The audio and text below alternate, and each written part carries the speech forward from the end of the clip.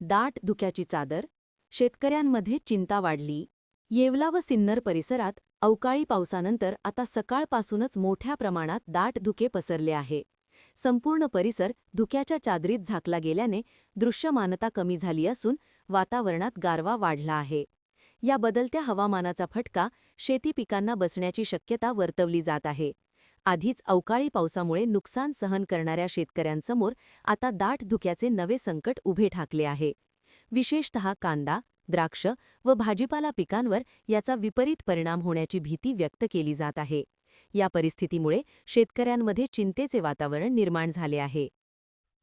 काल झालेल्या अवकाळी पावसामुळे आज पहाटेपासून धुकं आलेलं आहे. त्याचा परिणाम भाजीपाला पिके, टमाटे, कारले, गिलके, दोडके किंवा कांदे, डोंगळे यांच्यावर परिणाम होणार आहे. यामुळे करपा रोगाचं प्रमाण अधिक होणार असल्यामुळे पिकाचे अतोनात नुकसान होणार आहे.